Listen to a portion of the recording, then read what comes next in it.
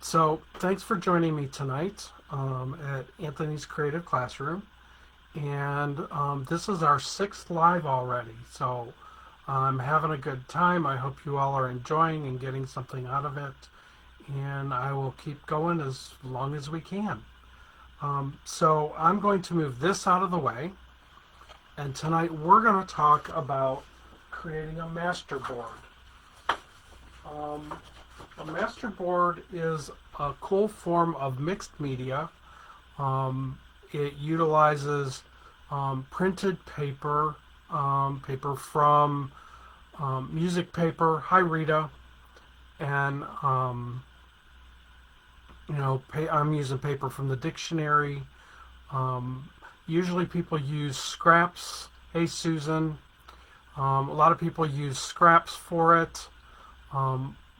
I have used all of my scraps that I had making other ones other than Christmas, and I did not want to do Christmas tonight, so I took some leftovers I had from another project from a 6x6 paper pad.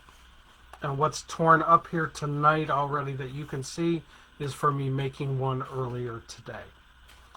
So it's a good way to use up what's left in a paper pad, even if it's not scraps and you might have like 4 or 5 pieces left in a couple different pads. Grab them and move them all together in a pile and just be creative. So some of the other things we're going to use tonight, a couple of stencils, and I'll tell you what you need to do with stencils in a little bit when we go to use them. Some texture paste, and I'm using the opaque because I want to be able to see it. We might use some washi tape, so I grabbed a couple rolls of washi tape. Some stamps, a palette knife, a couple of glue sticks, and an ink pad. So you don't need a whole lot of product to make one of these. You need some paper and some glue sticks, and that's basically all you really need. This is all you need to make one of these. Is this little bit of supplies. So we are going to work on one today. This one is a 12 by 12. Let me zoom out just a little bit. This one is a 12 by 12, and I just used a piece of 65-pound paper that I had in a pile that was left over from something else. So you can use a piece of plain paper. We all get pads that have, there's always that 1 or 2 ugly sheets that you're like, I'm never going to use this for anything. Perfect for this because you're going to cover it up. So I'm going to lift this one up a little higher so you can see where I've done some stamping. I don't know if I can turn this. Well, you can see here where the dots are. This is texture paste that I put through a stencil. And here's some more right here you can see on the darker where the texture paste is through the stencil. And I've had this eyeglasses stamp I don't know how long. It's the first time it's ever seen any ink was today. So I use some Tim Holtz stamps on here. You can use whatever you want. Some of the tips that I like to do is I like to use words. Let me zoom back in now. I like to use some words that might be printed in the paper. I had a little strip on something that I cut and put right here that was in the paper pad. So I did some various stamping on here. My music paper that I had handy from that were some scraps was Christmas paper, but on here, once you stamp on it and paste and stuff, you won't see any of that. Hey Betty. Thanks for joining me from Pennsylvania and Illinois and Ohio and New Jersey. So I'm glad I'm getting spread out around the country. So we're going to start one of these. Does anybody have any questions before I start on anything I'm using?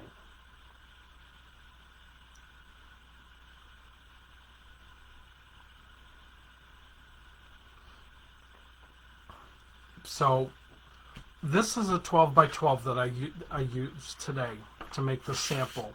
So we're not here all night. I'm going to show you with an 8.5 by 11 piece of paper. Same concept.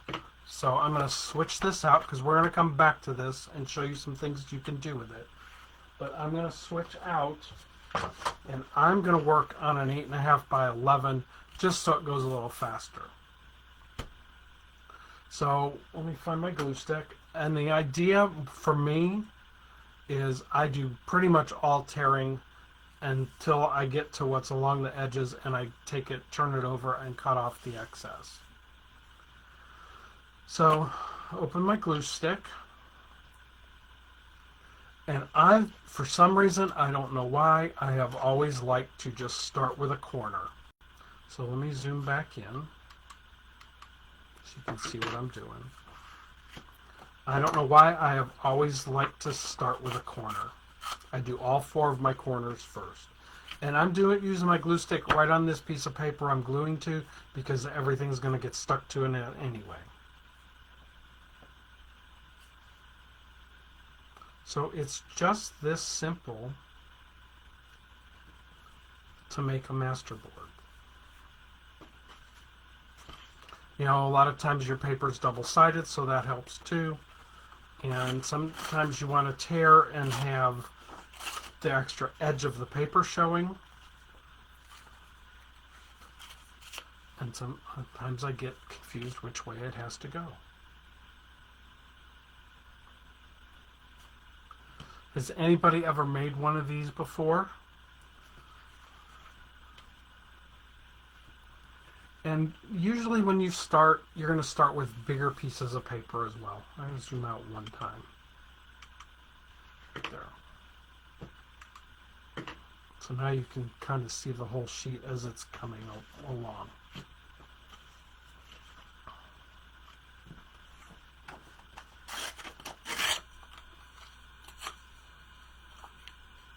And there's no rhyme or reason to the tearing.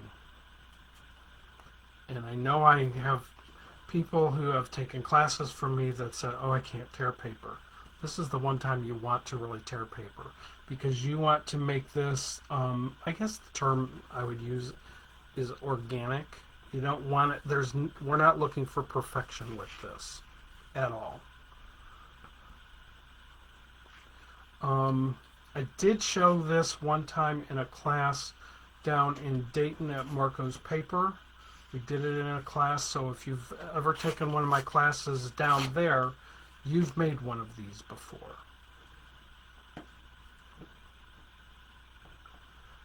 And I have found for myself with what I like to do, the Aleen's glue sticks, for me, stick the best.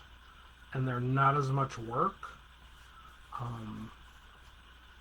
And let me move it up closer to the camera so you can see what I'm using. Okay. So, and they come in a 2-pack, and I buy them at Walmart. The Elmer's school glue ones are not good, and because they're not that permanent.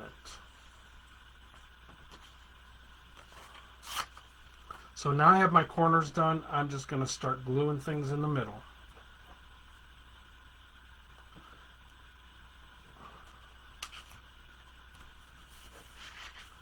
And filling in my paper. Ooh, mixed media on canvas. Tell us a little more about that. Did you use paints? What did you use on your canvas? So you can't make a comment and expect me not to see it. Hey Cordelia, welcome tonight. As you can see, there's no real rhyme or reason to how I'm putting this paper down. So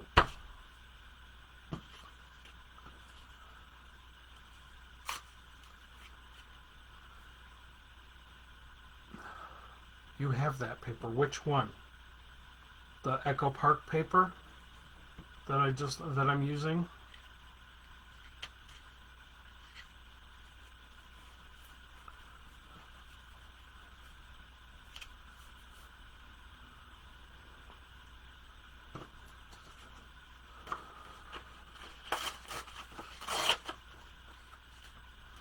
So some of the things I have done with my master boards, I've cut them down and used them for covers on mini albums. I've used them to mat some pictures onto. I've done card fronts. I haven't used them for scrapbook pages just because they get too wild and the pictures get lost. I also like to work in threes. And you can see here there's no real rhyme or reason to how I'm tearing paper. It's just because the goal is to cover up your whole background piece. And if you're using a piece of printed paper, you might want some of that printed paper to show through and you won't cover it all. So like this little spot here, if this was printed background paper and that piece worked with what I was doing, you could leave that in there.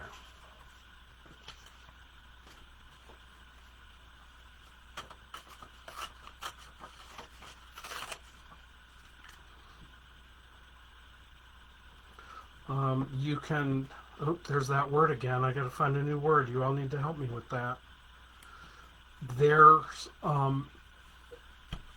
it takes a lot longer to do, but as you're tearing paper, if you want to take a distress ink pad and ink all the edges around each piece before you put them down, I have done that, but it's way too much to do for you tonight.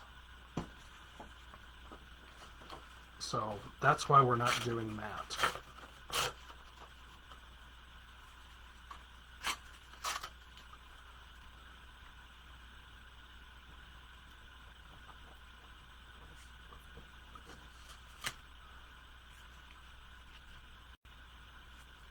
And like I said, if your paper hangs over the edges, it doesn't matter, because when we get it all done, we're going to flip it over and cut around anything that's hanging off the edges.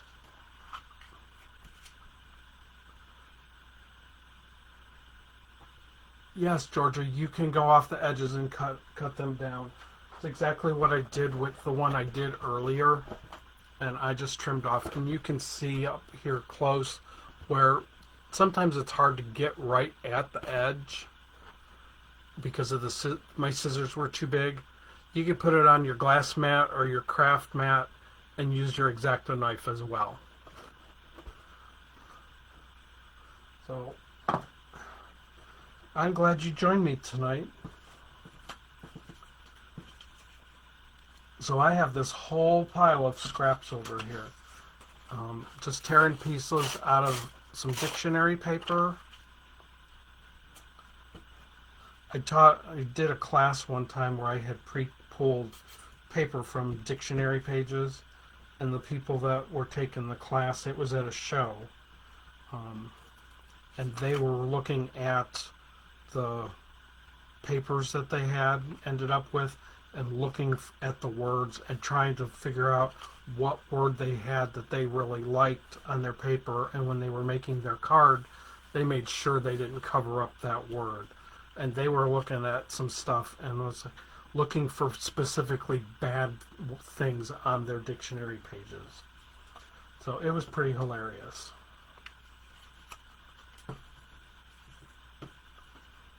And I try and work in threes also. And you'll see that as I start adding some other papers on top.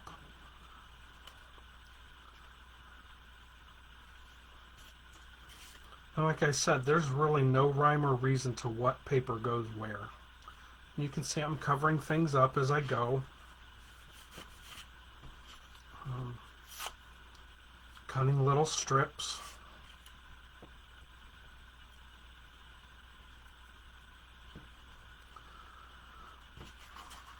If you're making Christmas gift tags, a master board is a great way to use up all those little scraps, and then you just cut the board into little pieces.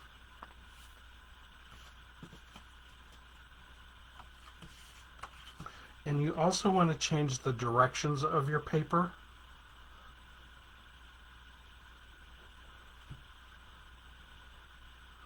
So let me read a couple of comments here.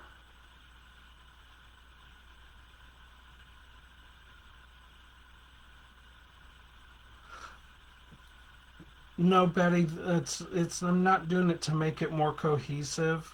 Just my first layer, I'm kind of putting things, trying to cover the bigger spaces, and then I'll come back. Like you'll see this piece I'm putting down right now, I'm going to put it on an angle. So it's sideways. So there is no up or down. Hey, Georgiana. And there is no up or down, and you want to do things opposite directions because when you cut it up, you don't know which way it's going to end up on your card or your tag or whatever you're using. Because when you cut it, you may need to fit it this way. So there is no up or down. So to answer, Betty asked the question about putting things vertical and horizontal, and there really isn't a right or wrong to that. So I'm going to flip this over now so that I can get some things going the other direction.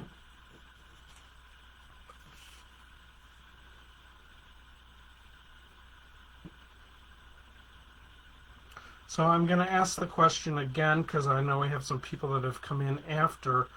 How many people have done this before?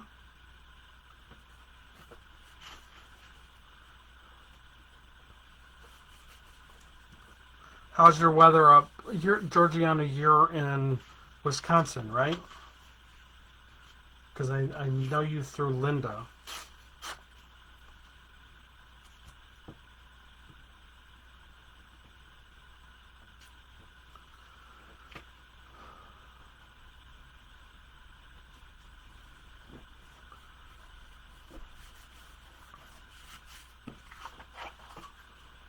Okay, and if you have some edges that aren't stuck, doesn't matter. When you glue something else on top, it will hold it down. Yes, Wisconsin. How's your weather today? Did you get all that snow? Linda was talking the other night about snow squalls. Here in Ohio, those are just normal.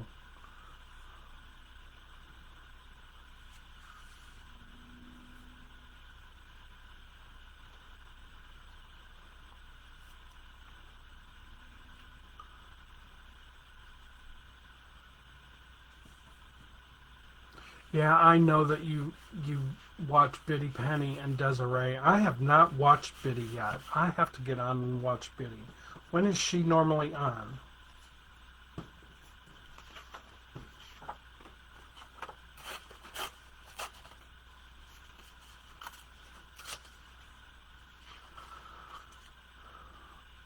My friend Desiree is on Sundays, and her stamp line is Include a Thank You. She used to be on my design team when I had my own stamp line, and she released her own stamps. She's a Zentangle artist, and she goes on live every Sunday morning about 8:30 or so, and sometimes she Zentangles. She does projects using scraps like this. She does journals, all kinds of cool stuff. You can learn a lot from her. I have learned more from her than she has learned from me, that's for sure.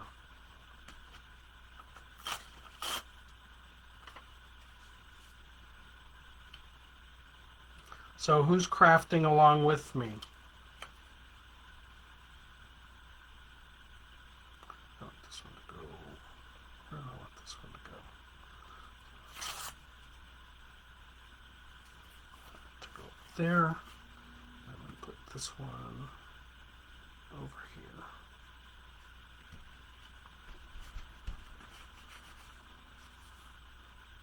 Oh, I'll have to look for her on Tuesday mornings and Saturdays. Sounds like you all are busy with all of that. See, now here's a piece that has the flower baskets and all the names of the flowers, and I want to make sure that I keep this, so I would put this near an edge.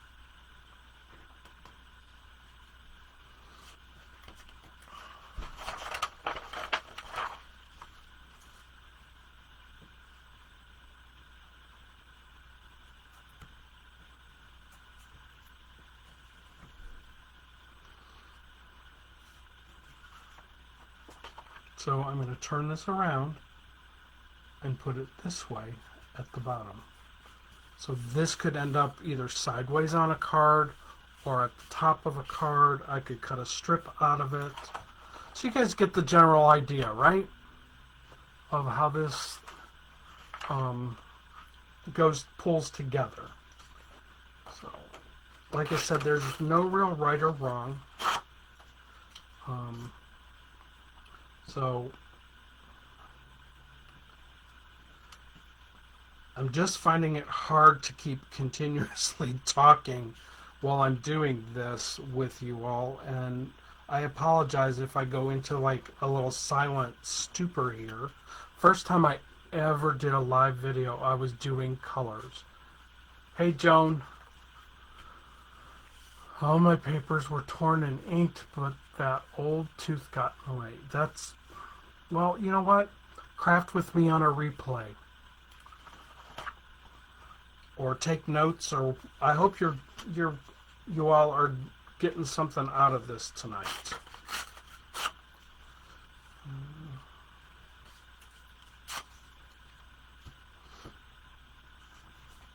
I actually hope you get stuff out of everything I do each week, so. Because I'm having a good time, so.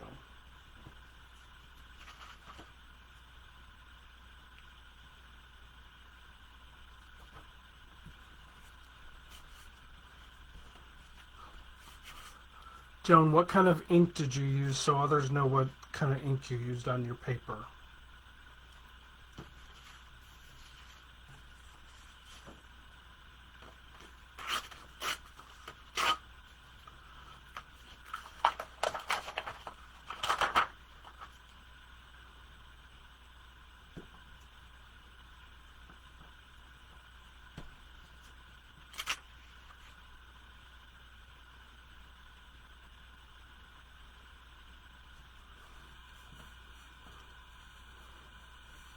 So you can see where I'm starting to put pieces over top of the bigger pieces that I started out with.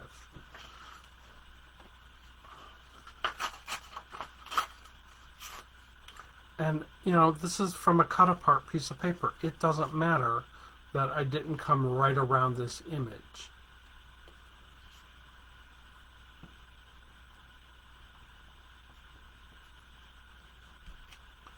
And depending on the humidity in your area, it depends on how much glue you have to use. So tonight it's sticking better than it did earlier today. And if you have these little glops on your glue stick, just wipe them on your paper. It'll get covered up.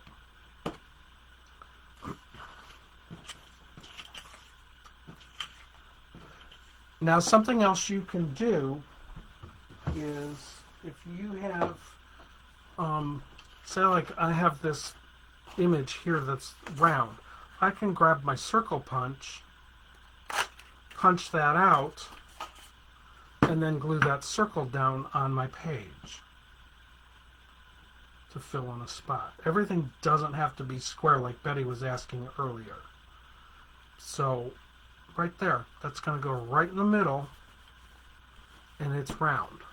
So it doesn't have to be a square. It could be anything you want. And just a few more pieces to cover, and then we'll move on to the next step.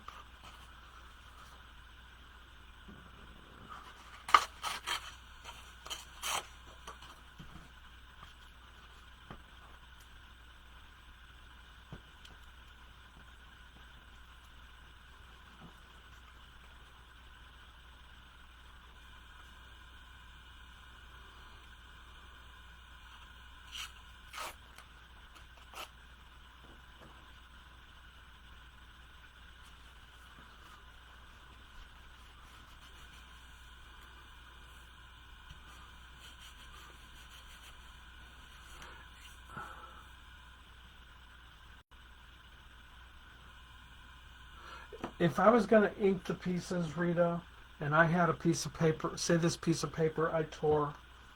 Hang on 1 minute, let me grab a sponge real quick.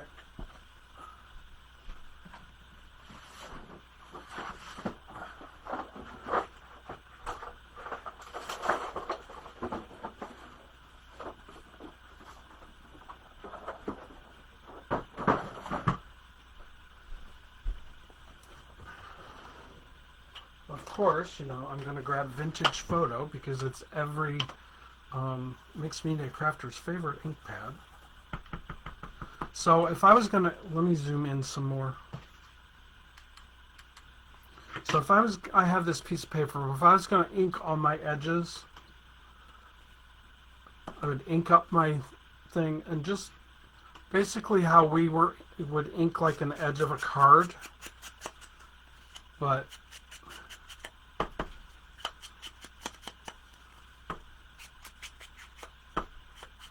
so I'm just inking my edges like that, and then I would put in my glue and glue it down to my page, and then everything on the page, you'd have these dark lines around every single piece of paper on your thing. It's really a cool look, but for a Facebook Live, I thought it was too much for me to do for you all tonight. So just imagine if all of these pieces of paper had brown or blue or green or whatever you wanted to put around each piece. So that's how I would ink.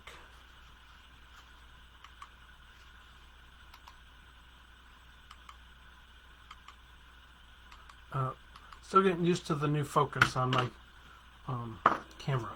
Rita, I hope that answered your question about inking edges. So, but I will save this because I'm going to do something with inked edges. So I'll just put that over there. Get rid of my punch. My last couple pieces covered real quick, and then I will show you the next step.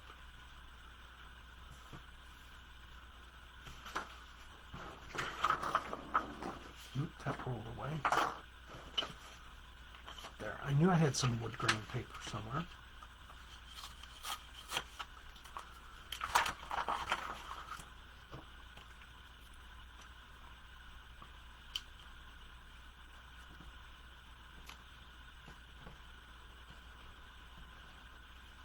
Get this one up here to cover up that edge. And I want one more piece of it down here.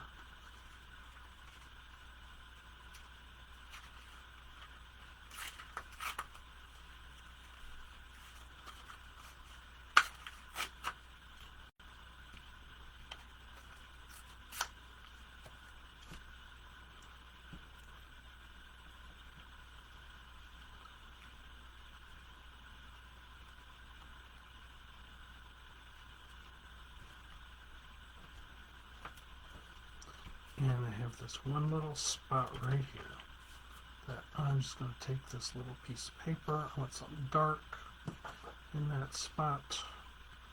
So I'm just going to take this edge off the strip of the paper here.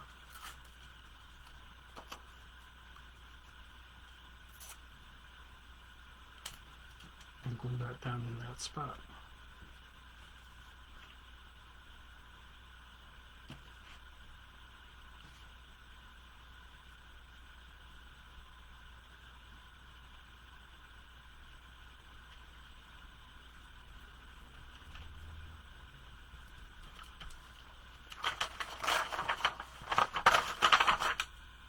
Okay, so now this is just an 8.5 by 11, but this is the same process I did for the 12 by 12 that I showed you when we first started.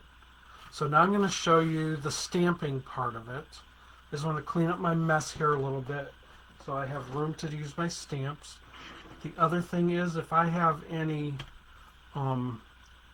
edges that aren't stuck down, I'll find them as I'm working.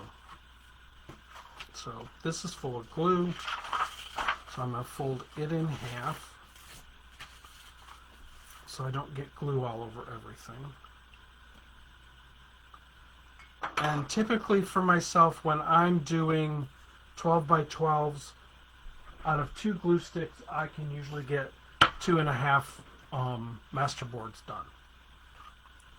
But I may be one of those heavy-handed people, so let me just scoop all this up. So this is still what I have left of my pieces. So I have plenty here to make a couple more of these.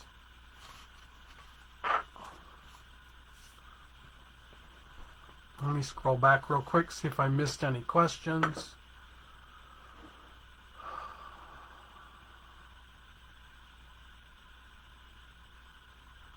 Oh, Georgia, the purpose of the board is you're using up your scraps, and most of you all keep scraps. You know I don't normally.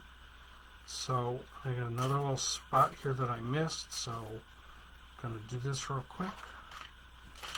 And you can use them for card backgrounds, photo mats, all kinds of cool stuff. I'm going to show you some more things that, as we're going through the night, that I have done with it. We are going to make a few cards tonight, too, out of this. So the next thing I'm going to do is I'm going to do some stamping, and I'm just using a black ink pad. You can use whatever ink pad you want. The first stamp I'm going to use is just a plain old text stamp.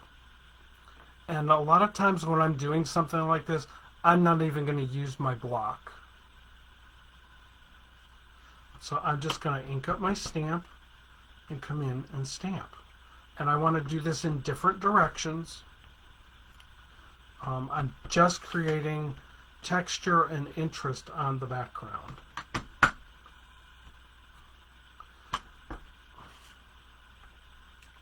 Okay. So I may add some more of this, but because this piece is smaller, I want to use some of my other stamps. So I'm going to, because I really like it, I'm going to use my eyeglasses so I have a couple places to put those.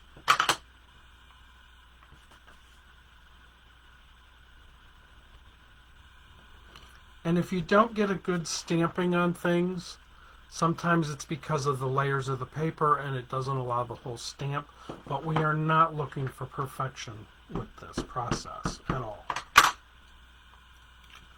I'm going to turn things around, have things go different directions.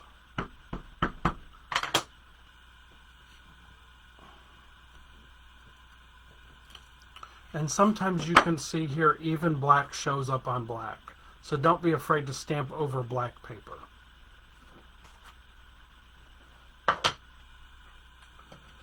Grab the butterfly next.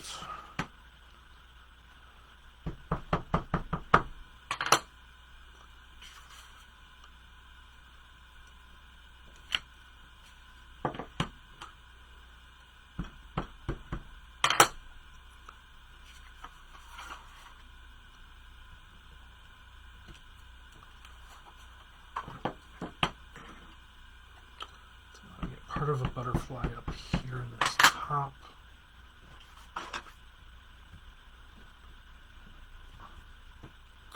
So we don't even need the whole image. We just need part of it to give some interest.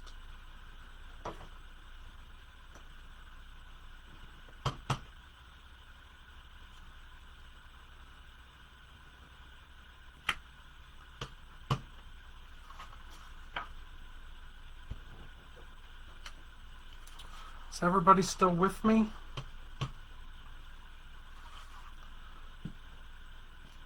And it's okay to stamp off.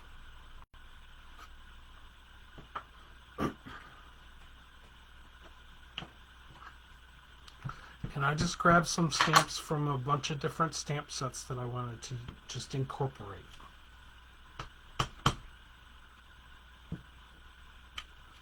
And you can see there's really no rhyme or reason to where I'm stamping and how I'm stamping things.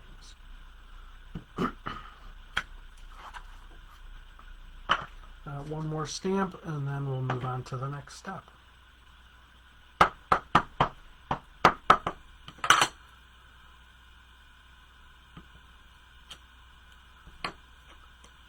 And you can see some of my images are darker, some are lighter.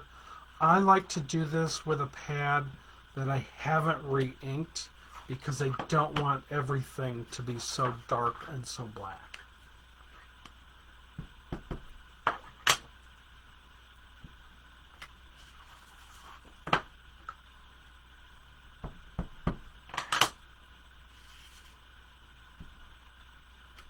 Okay, so I think I'm pretty much done with my stamping. A little bit more right here.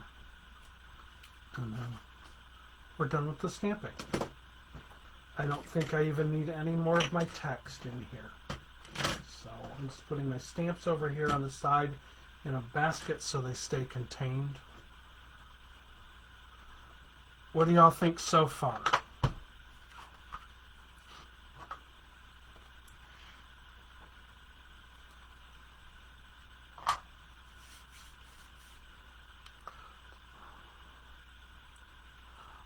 Joan, you know the Wendy Vecchi inks have been retired. They're not available anymore. So if you need re-inkers, let me know. I'll see what I can get for you. Because unfortunately, I work for a craft supply distributor. So I know when things are discontinued. And so, like I said, if you need any re-inkers, I might be able to get them for you for the Wendy Vecchi ink pads, the Make Art ones, and also the Ranger Archival. Just let me know. So we're going to use some texture paste, and if you live in a place where it's warm, you want to put some cling wrap inside your jar and press it down, because of, especially if you're like in Arizona or New Mexico or something, you have all that humidity that it's hard on your pastes and stuff to keep them wet and moist. So if you put the cling wrap in the package before you put the cap on, it helps hold the moisture in the jar. So I want to just take some texture paste and put it on the back of my palette knife, not on the front. Get that onto the back. And I'm just going to put my stencil down, and I'm just going to drag some of that paste through the stencil. Again, no rhyme or reason, just putting it where it ends up. I just want to pull it flat, even with the stencil will get enough texture on the paper. So let me put some where it's a little darker so you can see it a little better.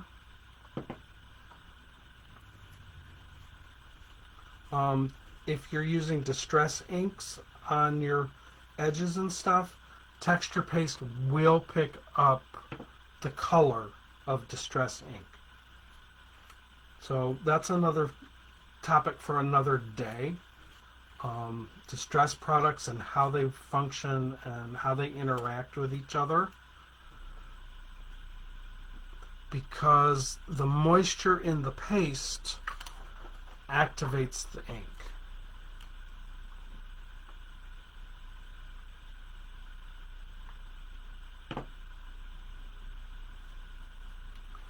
It may pick up a little bit of this black ink, but I'm not sure.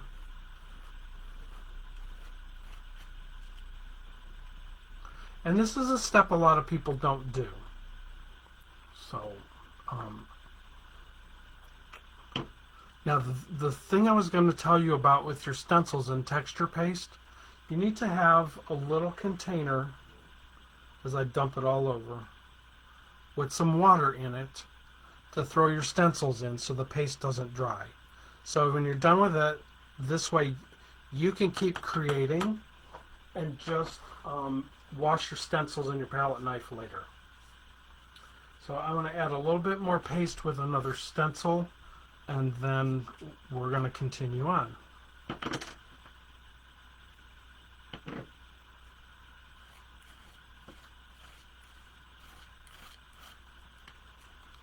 And this is just, again, adding some more interest to what we're doing. And you can, on purpose, as you're doing this, tint your texture paste. You could put a little bit of spray into it. You could put a little bit of re-inker in it, but don't put it in the jar. Put some on your mat and then go from there.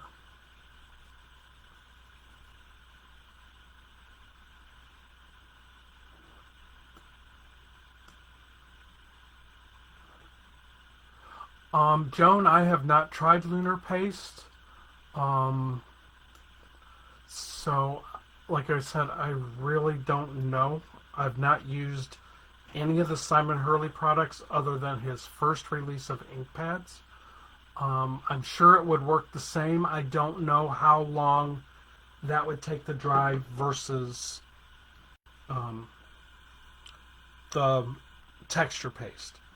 And I know with texture paste, if I'm really impatient, I can heat set it with my heat gun. But I'm not going to do that. So let me zoom out real quick. Zoom back in. So this is the board that I just made for you this quick. So like I said, you can see from the stamping and the papers, there is no real up or down. I mean, this pair of glasses is upside down. This pair is sideways. This one is got some texture paste over it. Right here you can see where all the numbers didn't match because of the different heights in the paper. Oh. Okay, thanks Cordelia. I don't know if you saw her comment, Joan, that the Simon Hurley paste dry real quick if you don't put them on real thick. So this will answer George's question. I'm going to do this now. I know it's not dry from the paste, but I want you to just see.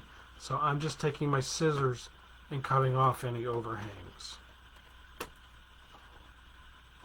And the other thing is I'm cutting this up to use it for something else.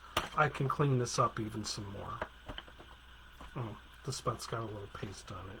So you don't have to worry about, not covering over the edge. You're just going to come back and trim off what you don't need to keep on it.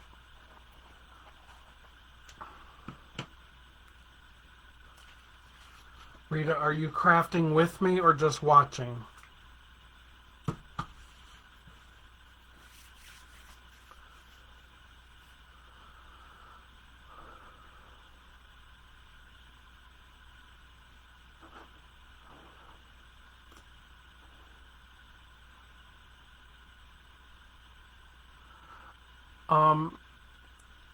Claudia, let me reach out to Ranger.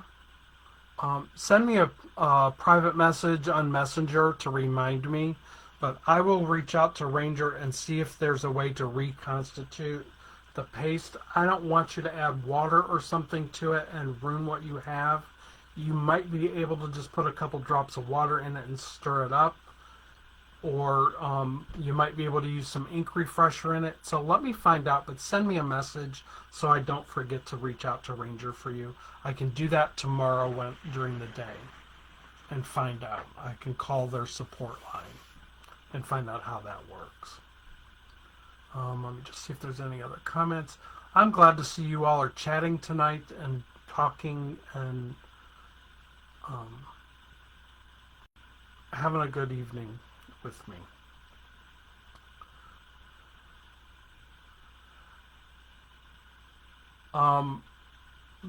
Betty's asking if this is done. It's not done. I could get out my box lid and add some sprays on top of it. I can add some ink splatters with some paint.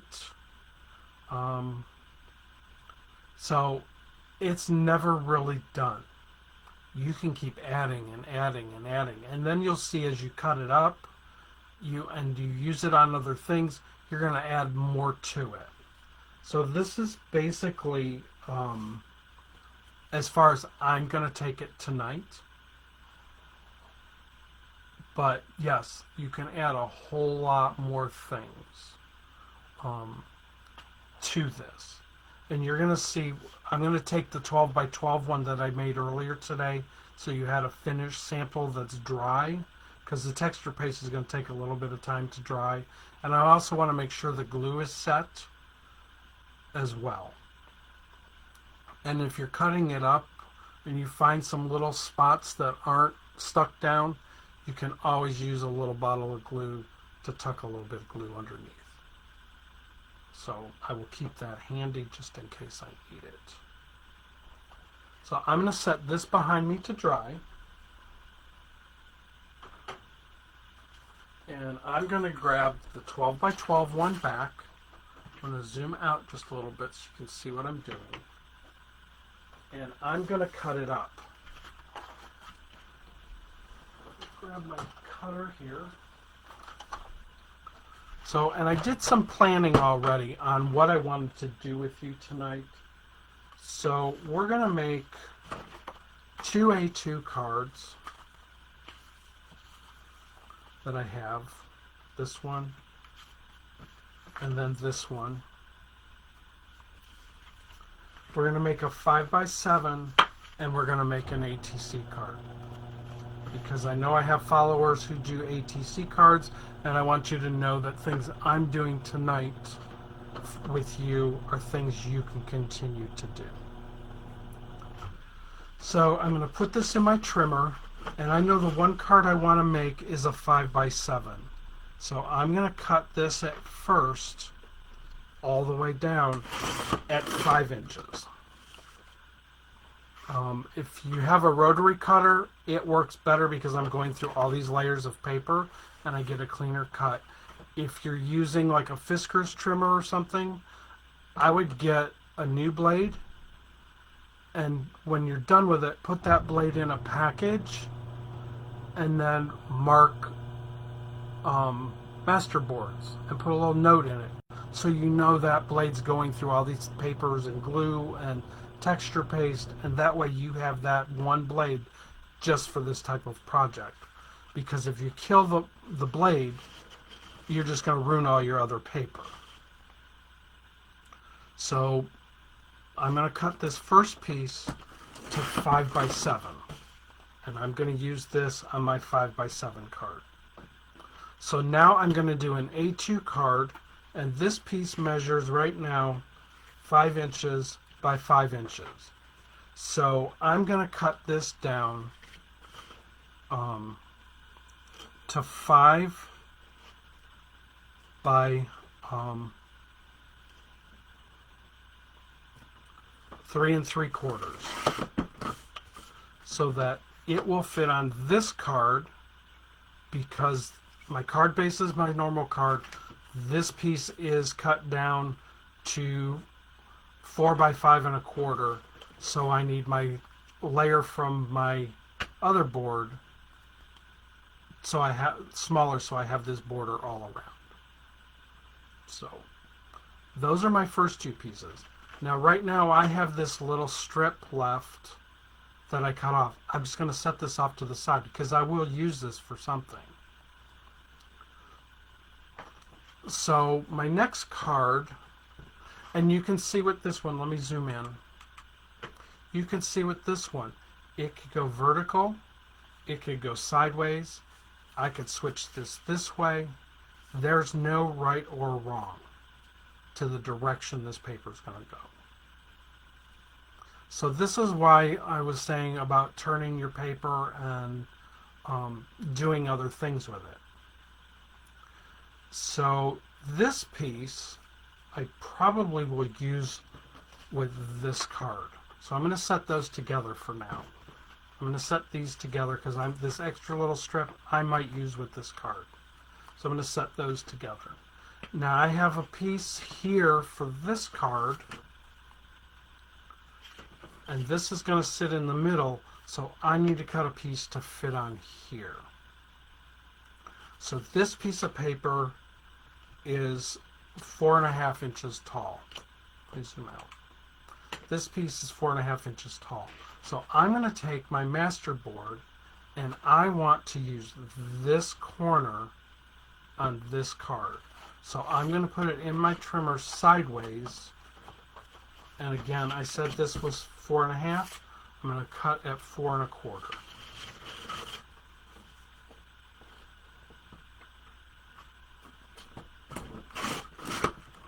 Okay. So there's my first cut, and going this way, this piece is 3 1/2. So I'm going to put this in. I want this strip on here with the greeting on it, and I want this pink and the butterfly and everything. So it's going to go in my trimmer at 3 1/4, so that it will fit on this card. Is everybody following me at what I'm doing now that I have this board cut up. So now I have my ATC card, which is 2.5 by 3.5. So I'm going to decide, do I want to take something off of this, or do I want something with more color and more interest off of this other piece? And because I'm doing an ATC card, and I'm going to put other things on it, I'm going to use this piece that's more neutral. But I want the crown in it. So I'm going to use this corner of my card. So I'm going to cut it at 2 1/4. So I have this extra piece to set off to the side by 3 1/4. And I'm going to cut off this black piece because I want this stamping.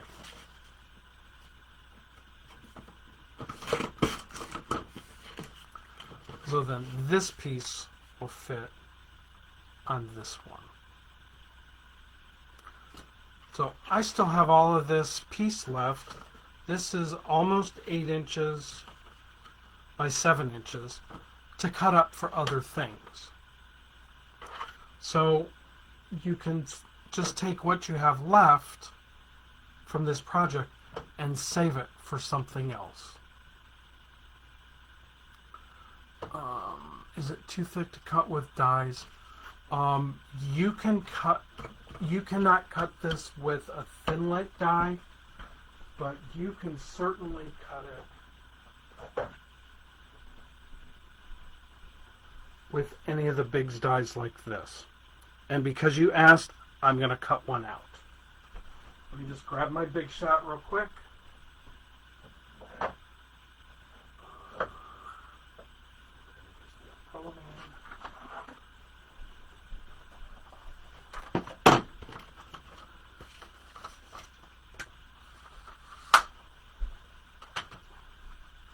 Grab the Big Shot, and a couple of plates.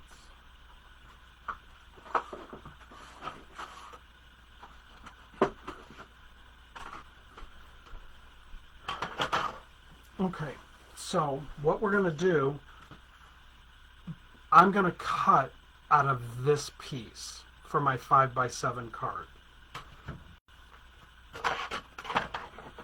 So I'm going to lay this face down on my die, but I want to figure out where my image is on my die so I can get it kind of out of the middle of the card. Actually, I want to get it out of this side of the card, so I'm going to shift it over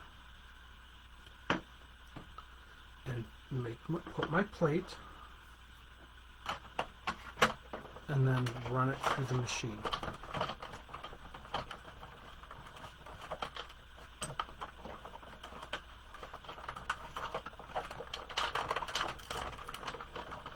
And because I'm going through all this paper and with the Bigz die, I don't need to go through twice. So I can just pop him right out of here.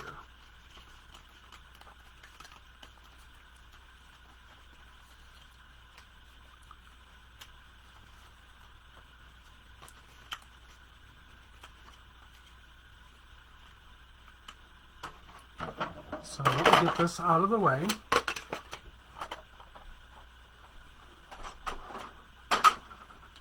So now I have my Umbrella Man die cut out that I can use on something. Plus, he's also cut out of this piece that's going to go on this other card. So I need to trim this down to fit my 5 by 7 card. So let me grab my trimmer again real quick.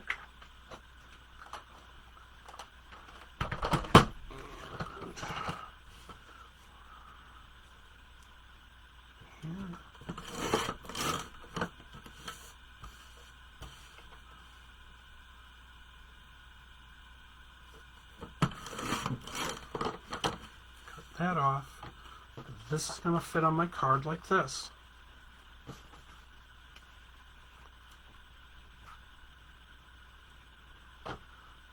So we're going to put him in our keep pile with all this other parts.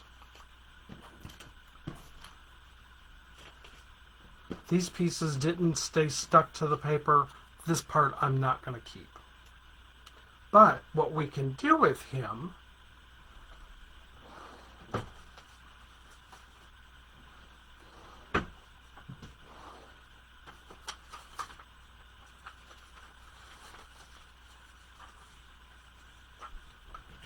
is we can put, if we wanted, another piece of paper underneath. It gets glossed on here, so you could put a piece of metallic paper or glitter paper behind him. But I like him just on the black, showing up the silhouette. I think that's a great idea. Georgia, thanks for asking the question about die cutting, because that came out great.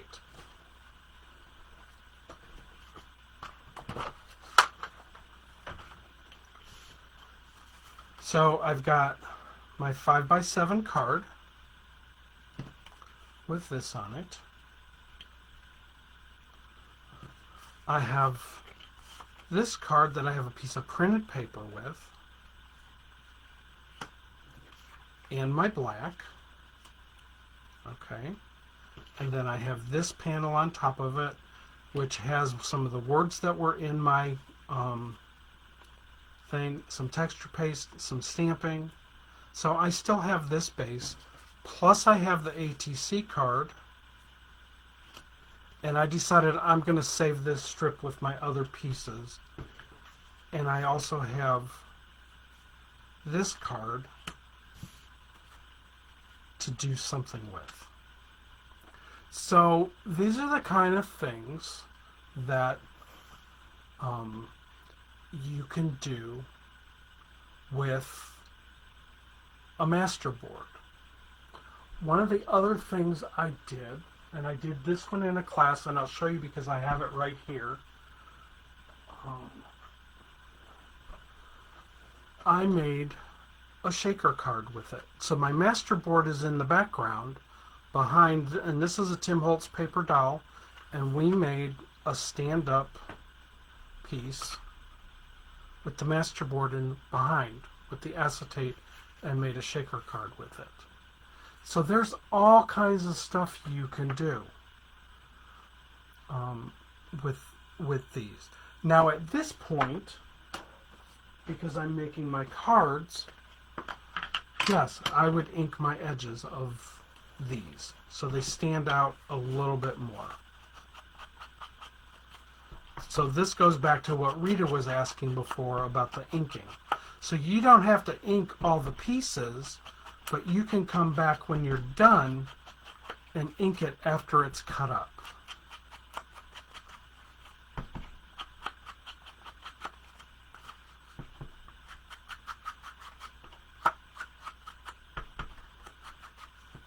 So you can see this one that's inked versus one that's not. So here you can see where the edges are inked versus this, the edges are not inked. So yes, absolutely, you can ink the edges. You can do anything you want. It's your art, it's your project, and there's no real stopping point. You may have some other dyes that you want to use. You may not want to go into the distress world if you go into, say, like the Christmas world. And I believe I have some of those here that I can show you as well.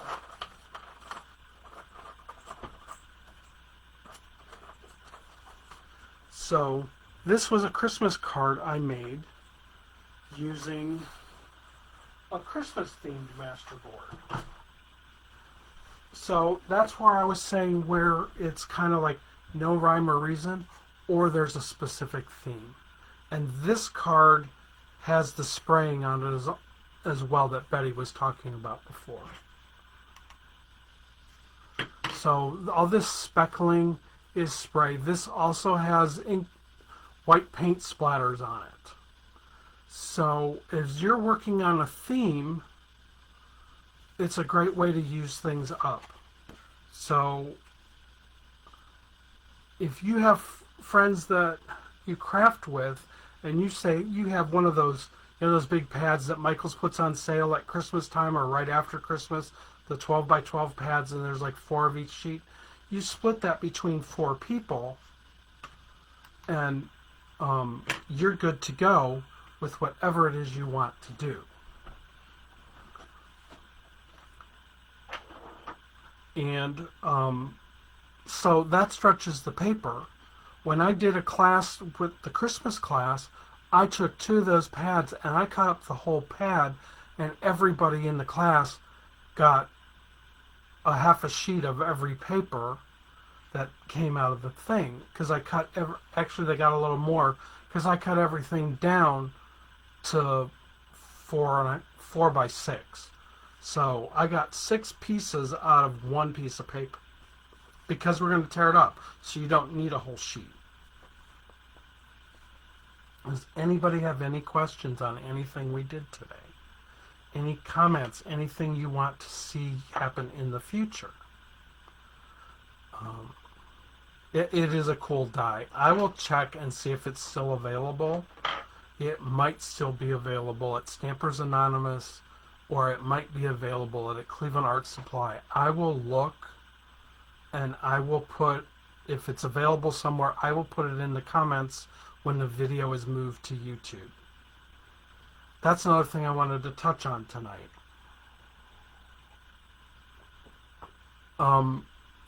YouTube has, or Facebook Live has changed something. Our videos only stay out there for 30 days now. So if you're following me here at Anthony's Creative Classroom, I would invite you to follow me on YouTube at Anthony's Creative Classroom, because the videos are being re-updated there, because they don't stay more than 30 days anymore here. So if you don't follow me on YouTube, I would suggest you do, especially if you want to be able to go back and watch this replay again. Yeah, Claudia, it is a great process, and I did not know what these were until like 8 months ago, when I watched somebody else make one, and I lost my mind. So, but like I said, I love this idea, Georgia, so thanks for asking about the die. That changed the whole look of that card. And if you wanted to, instead of on a piece of regular black cardstock, you could put this on a piece of black glitter paper, and it would be awesome, with the glitter showing around and through. The only thing you would have to do with this is make sure you get a nice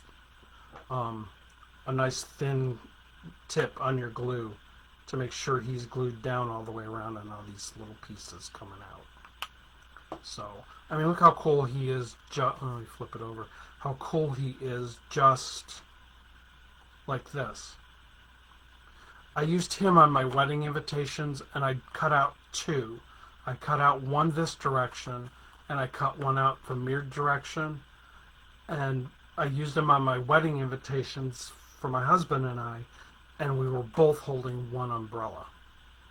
They came out so cool. And of course, do you think I made one for myself? No. I didn't even remember what papers I used, but he is so cool. There's also an embossing folder of him. I don't know if it's still available. I will check on that as well. The embossing folder is the same size, so you can emboss him and then die cut him out and not have to fussy cut him. But if you've never played with the Tim Holtz paper towels, we're going to touch soon on some more mixed media and some of his other products as well that you can use for collage. Other companies that you can use is Stamperia. 49 in Market makes some great stuff. And there's a company out of Australia that you can get some of their paper for from scrapbook.com, and it's called Paper Rose. So that's what I have for you tonight. If your Xyron will take a 5x7, yeah, you could definitely run him through the Xyron, unless you're just going to use this piece. It'll go through. Let me flip it so it's easier to see. He would go through the 2.5-inch sticker maker. But if you're going to do this one to go through a Xyron, you'd need the big one to do the 5x7.